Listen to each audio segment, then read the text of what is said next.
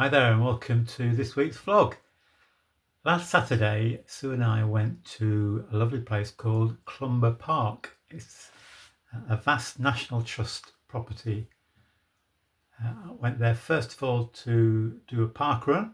They have a park run there every Saturday morning, so I enjoyed that. It's a bit hilly in places and I'm not great at going up hills, but I enjoyed that. And we stayed around for a coffee, went for a walk in the lovely grounds at Clumber, and then we went to a place called Thoresby Hall. I'd booked afternoon tea for Sue and myself, partly because it's Sue's birthday coming up and we enjoyed our time there. It's the first time we've been to Thoresby Hall, so we went to the reception and we're going to ask at the reception desk where we go for the afternoon tea. But just before us was a lady who had gone to the reception desk, and she was not at all happy. She was complaining that when she'd stayed before, the water in her room, in the bottled water, was replaced, and now apparently the policy is it's not replaced.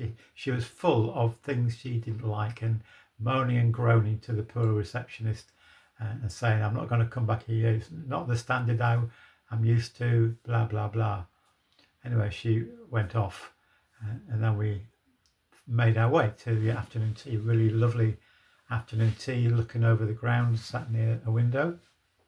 And then lo and behold, this very same grumbly woman came and sat in a table near us. And again, she was grumbling and asked to see the manager, and eventually went off to have a conversation with the manager. We never heard any of that, but she seemed to be a lady full of unhappiness, full of complaints, not satisfied with anything, not seeing the good in anything.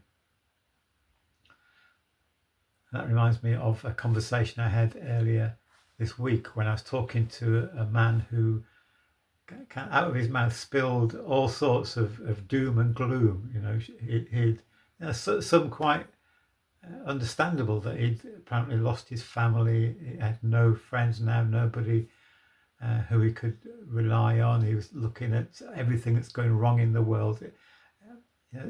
Some of it was factual and real, but there didn't seem to be any light in his story and his outlook. He was all focused on the negative, not at all happy with life, could see no point to life, didn't want really to continue because everything was dark and miserable, and he was so unhappy. In the Bible, we find people who are a bit like that. There's a story of Moses, who miraculously led the people of Israel out of slavery in Egypt. And yet on the journey they took, the people began to grumble at Moses. Grumbling, wanting to go back to Egypt where they were slaves. Even in the ministry of Jesus, we see people grumbling because they didn't like his teaching. It's too hard, and the religious leaders grumbled about him. And we can get into that kind of habit, can't we, of being someone who's looking on the negative. And yet Paul writes in his letter to the Philippians, do all things without grumbling. So are you a grumbler, or are you a praiser, someone who can see the positive? I've heard it said that psychologists or people who know these things say that we can't both hold a negative thought in our minds and at the same time a positive thought. So it's a kind of, if you like, a choice. So do we err on the side of negativity or positivity? And the interesting reality is that it's a choice that we make, and our choice actually affects really our whole outlook. Let me read to you a couple of paragraphs from this book that I'm reading at the moment called Live No Lies by John Mark Comer. With every decision we make to complain, criticize, play the victim, focus on the negative and so on, we become more and more the kind of person who is by nature negative, grouchy, unhappy, and unpleasant to be around, until eventually we lose the very capacity to live happily, gratefully, and full of wonder at our lives in God's good world.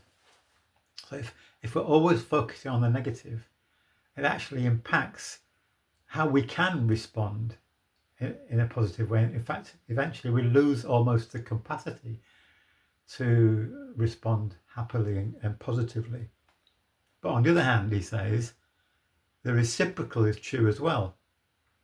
The daily decision to rejoice, to cultivate a way of seeing our lives in God's good world, not through the lens of our phones, news apps, or flesh, but through gratitude, celebration, and unhurried delight, will over time form us into joyful, thankful people who deeply enjoy life with God and others. What starts as an act of the will eventually turns into our inner nature. What begins with a choice eventually becomes a character. That's fascinating, isn't it? That we daily and almost moment by moment have to make a choice. Do I seek to see the positive in this? Seek to rejoice even though I may be going through troubled times? Circumstances may not be great. Or do I always focus on the negative? And our choice actually begins to impact and affect our character and the way we are. Paul says, rejoice in the Lord always. And I'm dedicated. I'm wanting to be someone who sees the good, sees the positive, rejoices, gives thanks, rather than someone who's always grumbling, negative, seeing the downside in everything. Glass half full, glass half empty. It impacts our character. Our choices make a difference in our lives and the people we are. So there's today's thought, quite an important aspects of how we live our lives. Thanks so much for listening. God bless.